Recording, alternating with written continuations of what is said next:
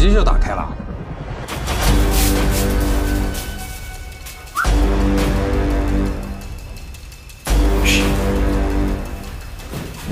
从雷山县的格头村出来以后，我直接来到了丹寨县。在距离城区10多公里外，有一处大面积废弃的老城区。从航拍画面来看，这些房屋就像上个世纪60、70年代的建筑，甚至还夹杂着苏联时期的建筑风格，这满满的工业质感呐。不过很多地方已经残垣断壁，屋顶、房墙上已经杂草丛生，放眼望去空无一人。为了搞清楚这里到底发生了什么，我决定带着你们走进去探秘探秘。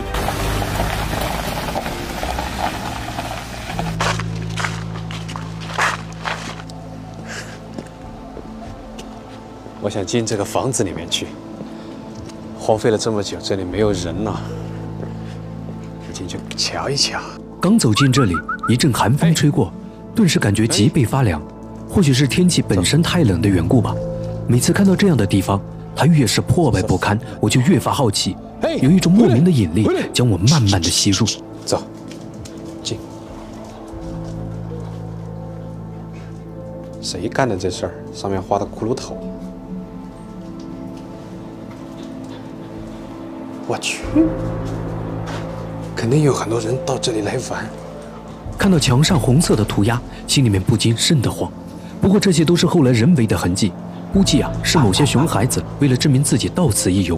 不过这些都不是关键，我在房间内看到人们生活过的痕迹，还有很多生活用品散乱在房间里面。或许是因为废弃的时间太久，散发出一种腐朽刺鼻的味道，令人感到浑身不自在。哇，这感觉像在玩那个叫什么密室逃脱。哇，这环境啊，拍恐怖片一绝。这个是那个厨房。哇，虽说有点恐怖啊，但是我看到这个厨房，我那个回忆的感觉一下子就出来了。就以前我去县城，我从乡下到县城里面读书的时候，我那个接待我的那个亲戚，他们家就是这种厨房。所以说，自己吓自己一跳。Honey，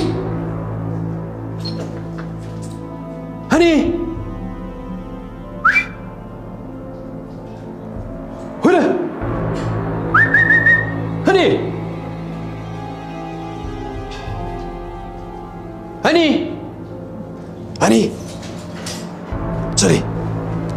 这里，哎，不对，这里啊，哎 ，Honey， 上面。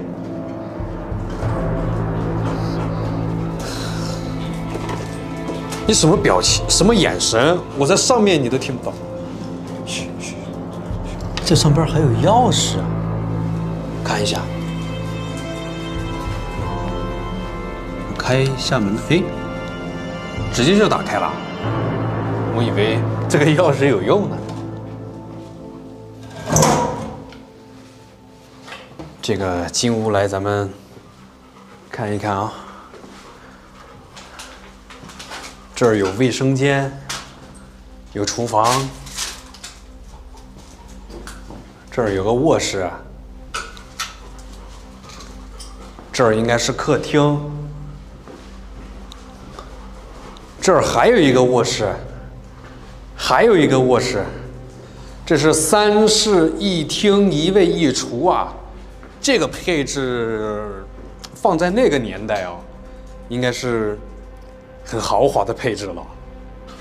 我去，我在这儿发现了一双鸿星尔克的鞋子，一洗黑，这是什么玩意儿？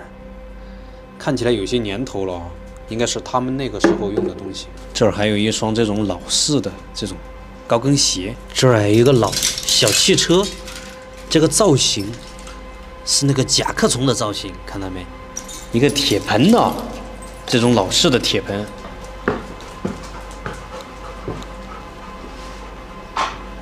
看到这个木板吗？打开以后啊，它这儿就是一个像烟囱一样的设计，一直通到楼顶。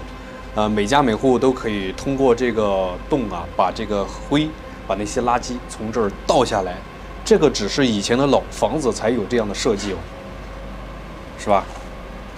这个倒下去之后呢，就会到1楼下面去，方便收理啊、清洁。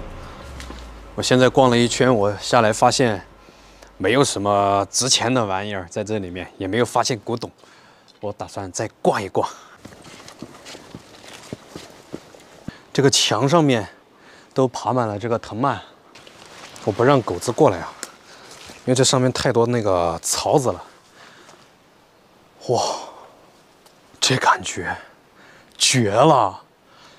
拍片儿、拍恐怖片儿，无论是拍照，这儿都绝了。看一下这藤蔓，这像极了那个《荒村公寓》啊，以前蔡骏写的那个小说里面的那种感觉。哇塞！哇，这感觉绝了，绝子！溜了，我感觉瘆得慌，而且一股发霉的味道。逃离了这栋公寓后，我继续向前探秘。这时，一位大叔出现在我的视野里。经过询问，原来大叔生活在身后的这栋大楼里。他为了看守这些房屋，已经待了整整30多年。和大叔熟络以后啊，他决定带我穿过一处长达1-2公里的隧道，因为在山的另一面有一处上世纪关押犯人的废弃监狱。没得排水沟。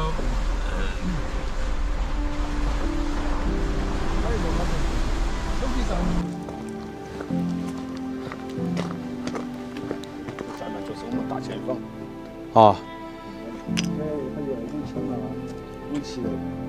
这下面就是以前的那些关犯人的监狱啊，监狱啊。能下去看吗？先我给你介绍吧，这个哦地球最后的夜晚，啊，那个电影啊，那个导演毕赣开的，当时他就是从这里用那个摄像头啊，这里坐了滑车下去啊，就陪那个监狱那个没事陪那个房子陪那个地球最后的夜晚那个景。哦，啊，主景在这里拍的。哦，明白了。等我打过电话。这大哥说的这个索道啊，就是当时那个导演毕赣，就是咱们毕节那边的人，贵州毕节的人，然后他拍的那个有一个场面，就是在这边用那个镜头从这儿用那个滑索滑下去拍的这样的一个画面呢。啊，这下边是监狱，以前关犯人的，不过现在都废弃了啊。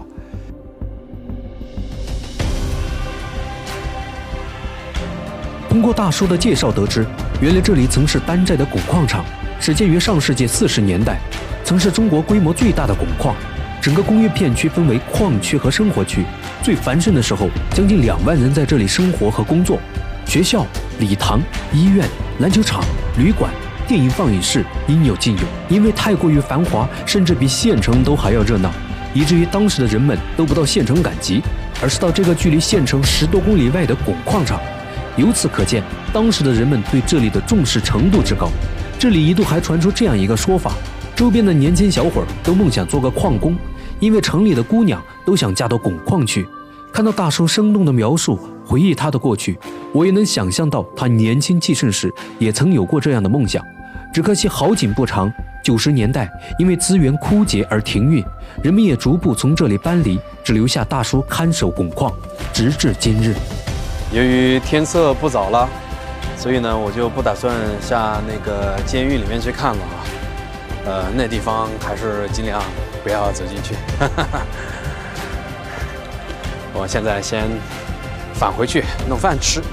由于天色太晚，我决定开车先把大叔送回矿场去，独自再去探秘一下曾经的矿区。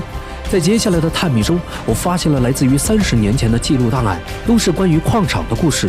由于时间关系的缘故，咱们今天的视频就先到这里了。下集视频将会继续带大家揭晓这里的故事，还有关于大叔的过去。据他回忆说，出生的时候就已经在矿场了，大叔的父亲就在矿场工作。后来汞矿停运后，人们都搬离了这里，可为什么大叔依旧在这里待了几10年时间都不愿意离开呢？关注我，下集视频为你揭晓。